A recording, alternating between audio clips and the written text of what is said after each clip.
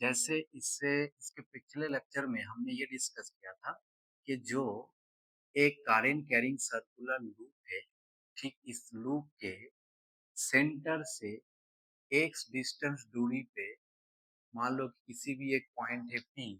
अब इस P point पे जो मैग्नेटिक फील्ड था, वो मैग्नेटिक फील्ड यहाँ पे मान लो पी या टोटल मैग्नेटिक फील्ड, वो हमने कितना फाइंड किया था, mu not I R square upon 2 into R square plus x square to the power 3 upon 2। ये हमने फाइंड किया था इस पॉइंट में मैग्नेटिक फील्ड। अब इस मैग्नेटिक फील्ड का डायरेक्शन किस तरफ होते हैं, इसमें मैग्नेट जो करंट का डायरेक्शन था वो कुछ इस तरह था, ठीक है। अब यहाँ पे मैग्नेटिक फील्ड का जो डायरेक्शन होगा वो किस तरफ होगा, तो यहाँ पे हम यूज करेंगे right hand thumb rule. Right hand thumb rule क्या बोलते हैं कि यहाँ पे जैसे हमने बताया था कि जो थंब है ये along the direction of current होते हैं, तो जो फोर फिंगर जिस तरफ कर्ल होते हैं उस तरफ मैग्नेटिक फील्ड का डायरेक्शन होते हैं। लेकिन यहाँ पे इसी रूल यूज करेंगे लेकिन थोड़ा सा अलग मतलब तरीके से। इसमें क्या होगा कि करंट के डायरेक्शन में हम फिंगर को कर्ल करेंगे, तो हमारा जो थंब होगा वो थंब मैग्नेटिक फील्ड को इंडिकेट करेगा। फिर से और एक बार, करंट के डायरेक्शन में हम फिंगर को कर्ल करेंगे और जो थंब होगा वो थंब क्या होगा, मैग्नेटिक फील्ड के डायरेक्शन को इंडिकेट करेगा, ठीक है। जैसे आप जानते हो ये जो कॉइल है, ये कॉइल एक वर्टिकल कॉइल है, मतलब इस सरफेस के साथ ये परपेंडिकुलरली है। मान लो ये सरफेस और इसके साथ ये परपेंडिकुलरली है, ठीक है। अब मान लो ये एंटी क्लॉकवाइज करंट जो है वो फ्लो हो रहा है, मतलब मेरे हिसाब से ये क्या हो जाएगा, एंटी क्लॉकवाइज होगा, करंट ऐसे फ्लो हो रहा है, ठीक है। अब जो डायरेक्शन है वो डायरेक्शन उंगली को हम क्या करेंगे, करंट के डायरेक्शन में कल करेंगे। तो करंट के डायरेक्शन में कल किया, देखो ये जो थंब है वो इस तरफ आ रहा है, ये करंट के डायरेक्शन में थंब इस तरफ आ रहा है। तो इसका मतलब इसमें जो मैग्नेटिक फील्ड बना उसका डायरेक्शन किस तरफ होगा, इस तरफ होगा, ठीक है। डायरेक्शन क्योंकि हमने क्या किया यहाँ पे करंट के डायरेक्शन में कल किया, तो मैग्नेटिक फील्ड का डायरेक्शन इस तरफ, ठीक है। यहाँ पे और एक बात क्या है, खास बात यही है कि इस लूप के इस साइड में मैग्नेटिक फील्ड का डायरेक्शन जिस तरफ होते हैं, लूप के इस साइड में भी मैग्नेटिक फील्ड का डायरेक्शन उसी डायरेक्शन में होते हैं। मतलब लूप के दोनों साइड में ही मैग्नेटिक फील्ड का डायरेक्शन सेम होते हैं, ठीक है। नेक्स्ट, अगर मान लो कि यहाँ पे हमने जो लूप लिया इसका डायरेक्शन चेंज कर दिया, करंट का डायरेक्शन चेंज कर दिया, मतलब इसके ऑपोजिट कर दिया, तो यहाँ पे जो मैग्नेटिक फील्ड का डायरेक्शन है इस पॉइंट पे मान लो पी पॉइंट, इस पॉइंट में भी जो मैग्नेटिक फील्ड का डायरेक्शन है वो भी क्या हो जाएगा, चेंज हो जाएगा। तो इसका मतलब मैग्नेटिक फील्ड का डायरेक्शन कुछ इस साइड पे आ जाएगा, ठीक है। तो यहाँ से हम क्या कर सकते हैं, मैग्नेटिक फील्ड का जो डायरेक्शन है वो फाइंड कर सकते हैं on the axis of a current carrying circular loop, ठीक है। अब ये जो हमें एक मैग्नीट्यूड मिला, इस मैग्नीट्यूड से हम कुछ एप्लीकेशन करेंगे। एप्लीकेशन का मतलब यहाँ पे हम इसका कुछ केसेस लेंगे। जैसे मान लो कि केस वन में क्या है कि मान लो जो एक्स है वो टेंड्स टू इंफिनिटी है। इसका मतलब क्या है, जो ये जो डिस्टेंस है ये डिस्टेंस बहुत दूर तक है, इनफाइनाइट तक है। तो आप देख सकते हो कि अगर यहाँ पे इनफाइनाइट आ जाए तो ये पूरा जो टर्म है ये इनफाइनाइट हो जाएगा। तो वन अपॉन इनफाइनाइट क्या हो जाएगा, जीरो। तो बी इक्वल टू क्या हो जाएगा, जीरो, ठीक है। तो इनफाइनाइट डिस्टेंस पे मैग्नेटिक फील्ड क्या हो जाते हैं, जीरो हो जाते हैं। नेक्स्ट आ जाएगा केस टू। अब देखो केस टू में क्या आ जाएगा कि अगर हमने मान लिया कि x इक्वल टू जीरो, ठीक है। x इक्वल टू जीरो का मतलब क्या होते हैं कि ये जो लूप है इस लूप के सेंटर पे क्या होगा, x इक्वल टू जीरो हो जाएगा, ठीक है। अब x इक्वल टू जीरो का मतलब होते हैं इसके सेंटर, मतलब लूप के सेंटर। लूप के सेंटर में मैग्नेटिक फील्ड कितना होगा, यहाँ पे हम बोल सकते हैं mu not I R square upon 2 into R square plus zero 3 upon 2, ठीक है। यहाँ पे आप बोल सकते हो कि mu naught I R square upon 2, ये आर स्क्वायर और यहाँ पे 3 अपॉन 2, तो स्क्वायर और 2 कैंसिल हो जाएगा, तो ओनली क्या आ जाएगा आर क्यूब। ठीक है, आर क्यूब आ जाएगा। अब यहाँ से R R square R cube आ जाएगा, एक आर आ जाएगा, तो यहाँ पे अब मिल जाएगा mu not I upon 2 into R. So that is the magnetic field at the centre of a current carrying circular loop। ये सर्कुलर लूप के सेंटर में ये मैग्नेटिक फील्ड आया, तो मैग्नेटिक फील्ड कितना आया, म्यू नॉट आया अपॉन 2r। अब देखो केस 3 ले लेते हैं। केस 3 में क्या आ जाएगा, मान लो अगर हमने x इक्वल टू आर रखा, क्या रखा, x इक्वल टू आर। ठीक है, तो x इक्वल टू आर की जगह मतलब x की जगह आप आर लगा दो, तो यहाँ पे आपको वैल्यू मिल जाएगा b equal to mu not I R square upon 2 into ये R square plus R square क्या आ जाएगा, 2 आर स्क्वायर आ जाएगा, 2 आर स्क्वायर अपॉन 3 अपॉन 2। तो यहाँ से हमें ये वैल्यू भी मिल सकते हैं। ठीक है, अब यहाँ पे आप देख सकते हो जो मैग्नेटिक फील्ड है वो डिस्टेंस के साथ इनवर्सली प्रोपोर्शनल है। मतलब B जो है वो इनवर्सली प्रोपोर्शनल है किसके साथ, x के साथ। मतलब जैसे जैसे डिस्टेंस बढ़ेगा मैग्नेटिक फील्ड क्या हो जाएगा, कम हो जाएगा। ठीक है, अब ये B के साथ x का जो ग्राफ होते हैं वो हमें फाइंड करना है कि इसका ग्राफ कैसे होते हैं। ठीक है, यहाँ पे ग्राफ कर देते हैं। तो the graph B versus x। ठीक है, मान लो यहाँ पे इस डायरेक्शन में x है डिस्टेंस और along the y axis b है। ठीक है, तो ग्राफ क्या होगा, ग्राफ कुछ इस तरह होगा।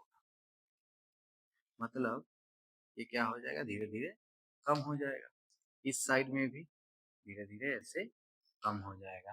ठीक है, ओके, यहाँ पे भी ये क्या आ जाएगा माइनस एक्स, ये प्लस एक्स माइनस एक्स, तो इस साइड पे भी कम हो जाएगा, इस साइड पे भी कम हो जाएगा धीरे धीरे। मैक्सिमम वैल्यू कहाँ पे होगा, सेंटर।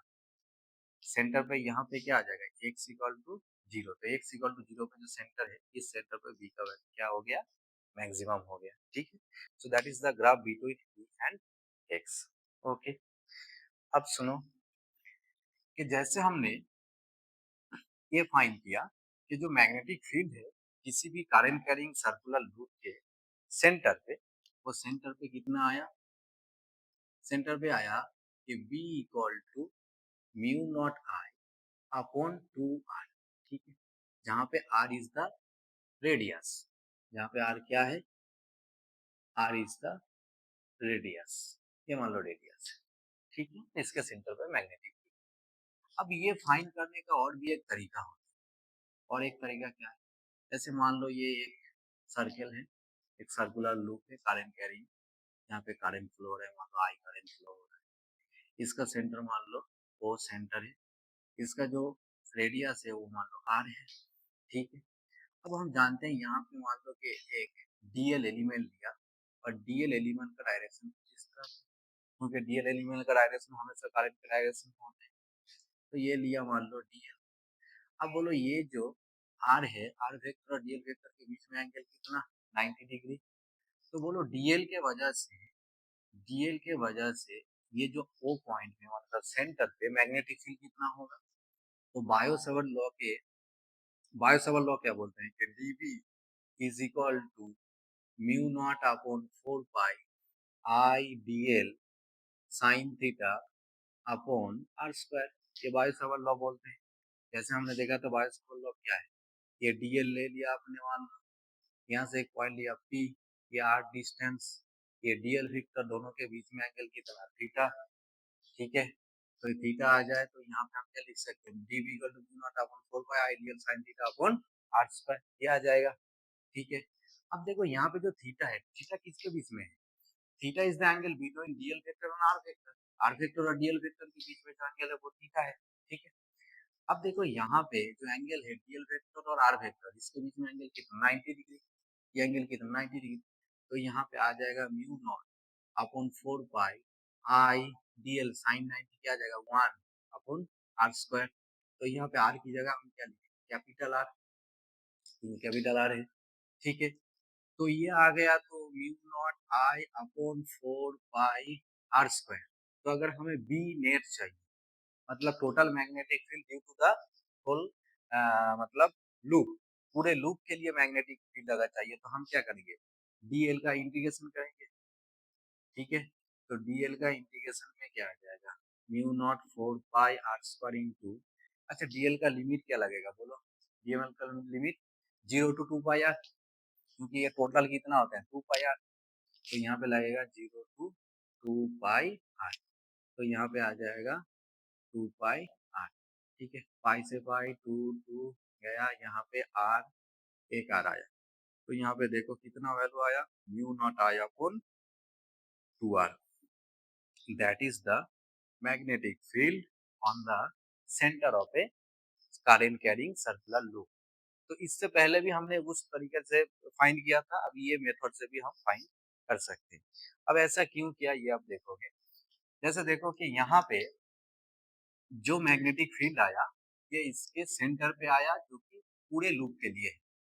तो अगर मैं बोलूं यहाँ पे एक सेमी सर्कुलर लूप है,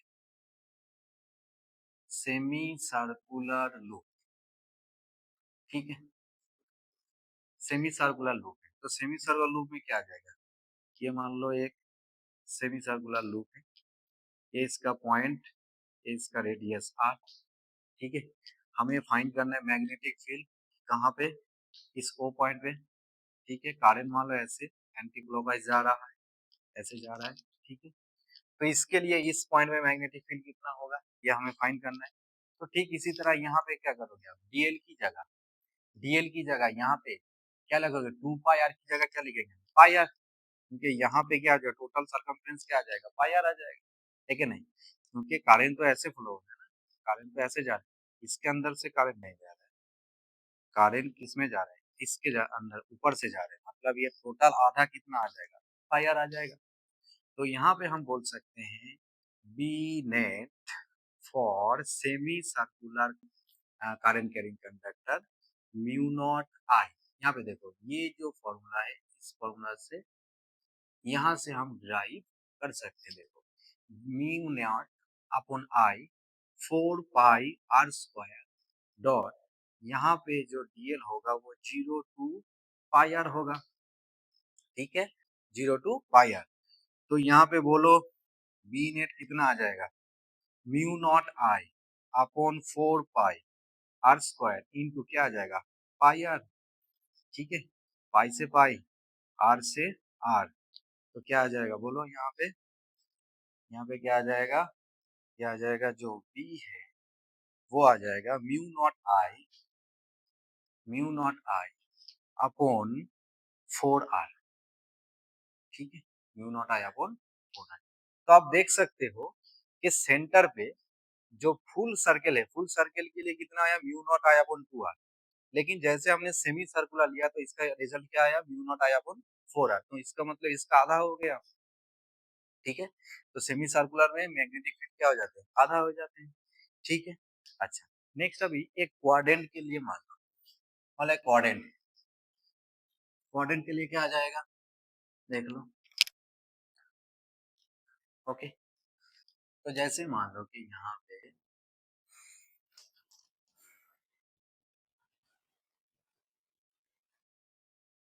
ये क्वाड्रेंट है, ओके, ये इसका सेंटर है, यहाँ से यहाँ जो आर है इसका रेडियस, और करंट ऐसे जा रहा है, तो ये जो करंट है इसकी वजह से यहाँ पे एक मैग्नेटिक फील्ड बनेगा, तो इसके लिए हम क्या लिखेंगे, B इक्वल टू, देखो इस फॉर्मूला से हम यूज करेंगे ये वाला जो फॉर्मूला है, म्यू नॉट आई अपॉन 4 पाई, यहाँ पे क्या था आर स्क्वायर, यहाँ पे जो डीएल लिया था हमने वो डीएल 0 to क्या क्या लेंगे, पाई आर, क्या लेंगे हम, पाई आर बाई 2 लेंगे, ये कितना आ जाएगा, pi R by 2, pi R by 2 आ जाएगा।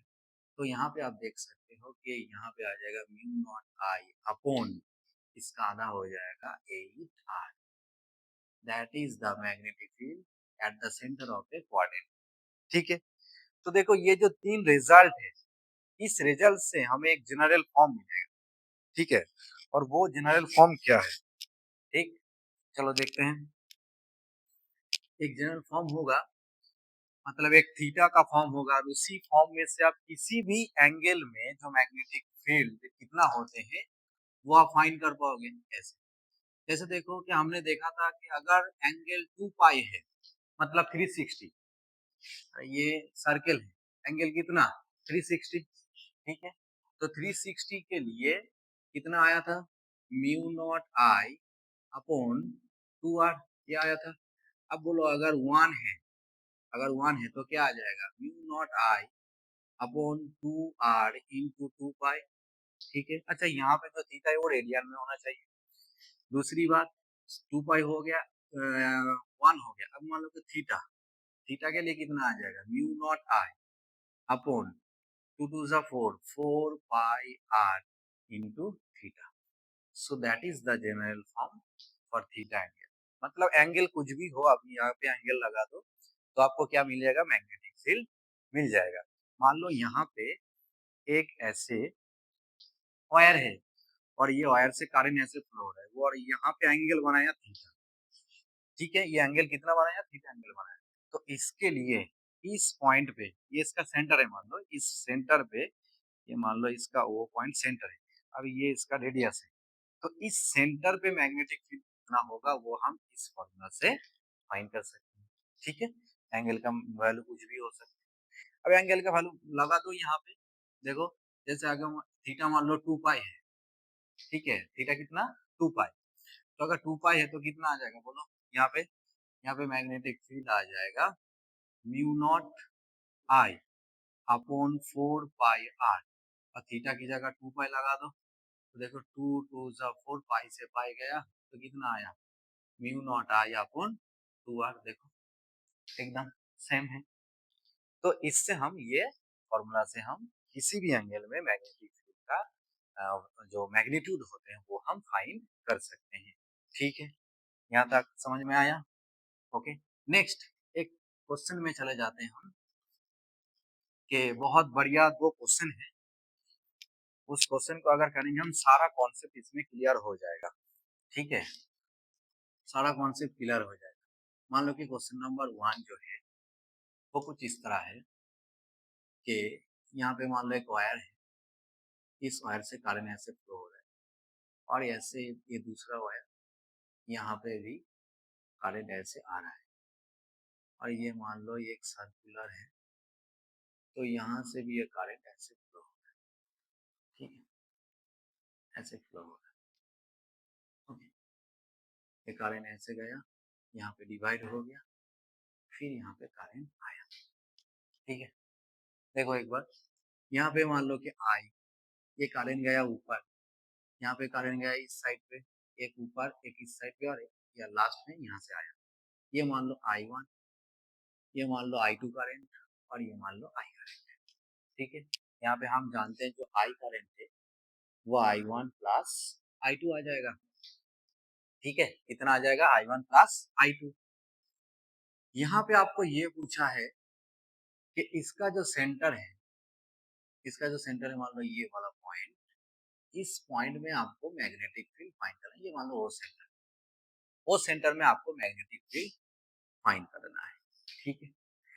अब ये एंगल बनाए, मान लो थीटा एंगल बनाया, तो इसमें मैग्नेटिक फील्ड कितना हो सकते हैं ये आपको फाइंड करना है, ठीक है। तो चलो देखते हैं। देखो हम जानते हैं कि हर एक वायर की वजह से यहाँ पे मैग्नेटिक फील्ड होगा, ये वाला वायर के लिए भी यहाँ पे मैग्नेटिक फील्ड होगा, ये वाला जो वायर है इसके लिए भी मैग्नेटिक फील्ड होगा, ये I1 है, और ये I2 है। ये वाला जो वायर है इसके लिए भी यहाँ पे मैग्नेटिक फील्ड होगा, ये वायर जो है इसके लिए भी यहाँ पे कुछ ना कुछ मैग्नेटिक फील्ड हो सकते हैं, ठीक है। और फिर यहाँ पे हमें टोटल एक मैग्नेटिक फील्ड मिलेगा। अब देखो यहाँ पे वायर का नाम दे दो कि ये जो वायर है ये नंबर 3 है, ये जो वायर है नंबर 1, ये वायर मान लो नंबर 2, ये वायर नंबर 4, 4 वायर है। अब बोलो जो वायर नंबर 3 है और वायर नंबर 4 है, तो मतलब ये B3 और ये मान लो B4, ये दोनों क्या हो जाएगा, जीरो हो जाएगा। क्यों जीरो हो जाएगा, क्योंकि देखो ये एक्सिस में है, मतलब ये जो पॉइंट है ये इस वायर के एक्सिस में आ रहा है, और हम जानते हैं किसी भी वायर में अगर करंट फ्लो हो रहा है तो इसके एक्सिस में किसी भी पॉइंट में मैग्नेटिक फील्ड क्या हो जाएगा, जीरो हो जाएगा। यहाँ पे मैग्नेटिक फील्ड जीरो, क्योंकि एंगल क्या हो जाएगा जीरो, तो एंगल अगर जीरो तो sine theta zero, sine zero zero तो मैग्नेटिक फील्ड क्या हो जाएगा जीरो हो जाएगा बायोसेवल लॉ के हिसाब से। ओके, तो B3 और B4 तो जीरो हो गया, चलो ठीक है। ओके, अब हमें क्या फाइंड करना है कि B1 मान, अब B1 कितना होगा चलो देख लेते हैं। अच्छा बोलो B1 कौन सा, ये वाला वायर, ये वाला वायर क्या है B1 है, करंट ऐसे जा रहा है, ठीक है।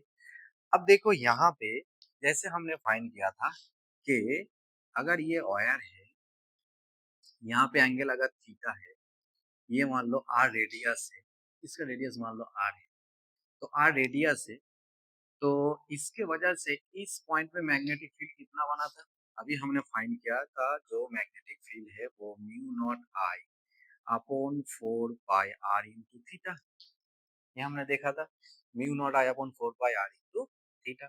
तो यहाँ से हम ये जो थीटा है, थीटा एंगल बनाया, देखो यहाँ पे कितना एंगल बनाया, थीटा एंगल बनाया, तो यहाँ पे B1 की जगह हम लिख सकते हैं कि म्यू नॉट आई वन, ठीक है, mu not I one upon क्या आ जाएगा बोलो के 4 पाई r इंटू थीटा, ठीक है, ये आ गया B1 का मैग्नीट्यूड। अब B1 का डायरेक्शन क्या होगा, देखो राइट हैंड थंब रूल, यहाँ पे करंट के डायरेक्शन में थंब को लगाओ, ये कल करो, देखो आउटवर्ड आ रहा है, ये आउटवर्ड, मतलब ये आ रहा है ये आउटवर्ड, तो मतलब यहाँ पे आई B1 का जो डायरेक्शन है वो क्या है, आउटवर्ड है, डॉट दे दिया, डॉट मतलब आउटवर्ड है। अब बोलो B2 क्या है, B2 का, अब देखो B2 जो है वो ये है, ये B2 है, इसके वजह से यहाँ पे मैग्नेटिक फील्ड कितना बनेगा। अच्छा इसके ये कितना एंगल बनाया, बोलो यार तो थोड़ा सा रफ कर देते हैं, और यहाँ पे वो पॉइंट है, ठीक है। ये मान लो I2 जो है, ये I2 एंगल कितना बनाया, बोलो आप बोलोगे सर ये वाला जो एंगल है, नहीं ये वाला एंगल है, I2 इतना एंगल बनाया, ठीक है। अब ये जो एंगल है ये कितना एंगल है, ये 2 पाई माइनस थीटा है कि नहीं बोलो, अगर ये थीटा है तो ये एंगल कितना आ जाएगा 2 पाई माइनस थीटा, क्योंकि टोटल एंगल कितना होते हैं 2 पाई होते हैं, ठीक है, तो ये एंगल आ जाएगा 2 पाई माइनस थीटा। तो यहाँ पे B2 क्या आ जाएगा, mu naught I2 upon 4 pi r, और यहाँ पे आ जाएगा 2 पाई माइनस थीटा, ये आ जाएगा, ठीक है। अच्छा इसका डायरेक्शन क्या होगा, इसका डायरेक्शन क्या होगा, इनवर्ड होगा, कैसे, जैसे देखो यहाँ पे मैग्नेट करंट का डायरेक्शन इस तरफ है, तो करंट का डायरेक्शन अगर इस तरफ है तो यहाँ पे उंगली कल करो, ये करंट ये जो लूप है ये इस तरफ, ये करंट का डायरेक्शन तो क्या हो जाएगा इनवर्ड्स, ठीक है। तो यहाँ पे जो मैग्नेटिक फील्ड का डायरेक्शन है वो इनवर्ड है। अब देखो दोनों का डायरेक्शन डिफरेंट है, तो बी नेट क्या आ जाएगा, B net B1 minus B2, ठीक है, B1 माइनस, अच्छा यहाँ पे B1 क्या होगा, इससे ज्यादा होगा, है कि नहीं, यहाँ पे ये थीटा है और यहाँ पे देखो 2 पाई माइनस थीटा है, तो ये कम है ये ज्यादा है, तो B1 क्या आ जाएगा म्यू नॉट I1, यहाँ पे 4 minus r theta minus mu naught I2 4 pi r, यहाँ पे 2 पाई माइनस थीटा, ठीक है। So that is the B net, इससे हम क्या कर सकते हैं बी नेट फाइंड कर सकते हैं, ठीक है, ये आ गया।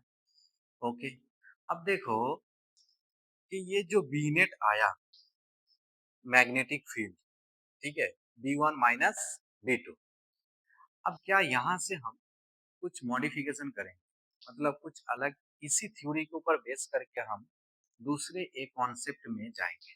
दूसरा कॉन्सेप्ट क्या है, अच्छा मान लो कि यहाँ पे देखो ये जो एक इसे एक सर्किट मान लो, ठीक है, इसे एक सर्किट मान लो, तो अगर हमने इसे एक सर्किट माना तो देखो ये I1 और ये I2, ठीक है, और फिर ये आई आया, ठीक है, ये आया, तो देखो यहाँ पे I1 और I2 ये दोनों क्या है पैरेलल में है, अगर मैं इसे एक सर्किट की तरह ट्रीट करूँ तो I1 I2 क्या हो जाएगा, देखो पैरेलल आ जाएगा, है कि नहीं, क्योंकि हम जानते हैं वायर का मतलब जो होता है रेजिस्टेंस, मतलब उसके अंदर रेजिस्टेंस तो होगा ही होगा, रेजिस्टेंस के बिना वायर तो हो ही नहीं सकता, हो सकती है मेरे को पता नहीं, तो रेजिस्टेंस तो होगा, मतलब ये जो वायर है ये इसका भी रेजिस्टेंस है, ये जो वायर है इसका भी रेजिस्टेंस है।